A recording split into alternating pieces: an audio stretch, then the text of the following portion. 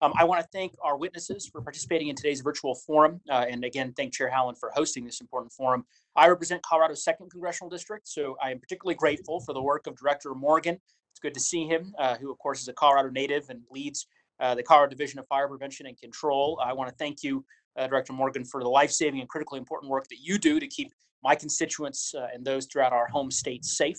As Director Morgan knows and of course testified to, Colorado is a state that is constantly addressing the risk of wildfire, and as the population of our state continues to grow, that risk really does increase along with it. The indicia of a pandemic on top of this growing risk makes the situation even more dire, as we must both protect communities from fire and respiratory impacts of wildfire smoke, and also protect our brave firefighters who are working in close quarters to save lives.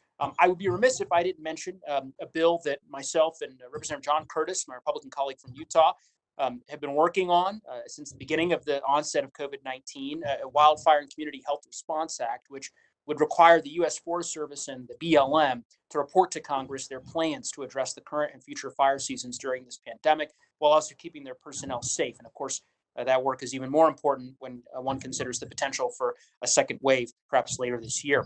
As Congress continues our work to tackle these challenges, of course, I'm grateful to all of our panelists for their hard work at the state level in coordinating emergency response during such a critical moment for our nation.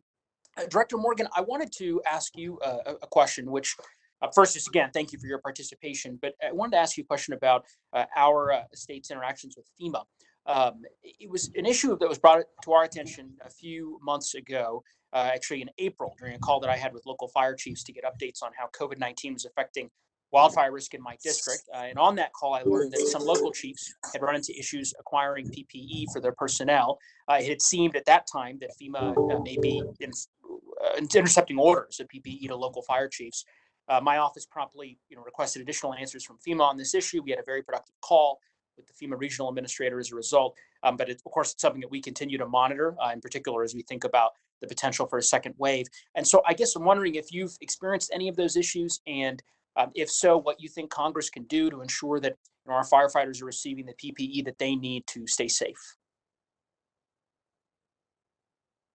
Representative, thank you, and I appreciate the question. And yes, to your question, I think early on, the availability of personal protective equipment was a critical issue, that there was a shortage, that there was a lot of fire chiefs and ambulance services, of course, which most, as you know, in Colorado are fire-based, that were experiencing a shortage of personal protective equipment.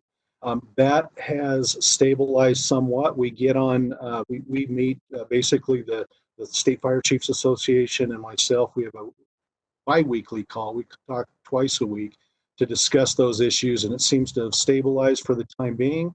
But as you've alluded to, that second wave, I think everybody is concerned about that, being able to make sure that the long supply line, that is stabilized for the long haul.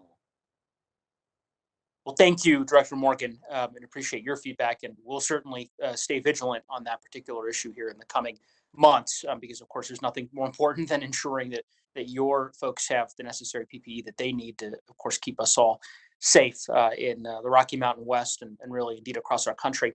With the limited time I have left, I guess I would just want to offer this one conclusory note, which is to say that it's clear both from the extent of your testimony, and I think just in general, what we see in terms of facts on the ground, that our local governments are very much struggling right now, as are our state governments, in light of the economic shortfall, the revenue shortfalls that they've experienced because of the economic disruption caused by COVID-19. And so I am hopeful that the progress we've made, for example, in the HEROES Act, where we secured $375 billion for our local governments and state governments so that they can continue to provide critical services like firefighting services. I am hopeful that that will ultimately get across the finish line. And I know me and my colleagues are certainly going to be working towards that end each and every day here. So again, thank you all for your participation. Thank you, Chair Howland, for your indulgence, and I look forward to the remaining questions from other members.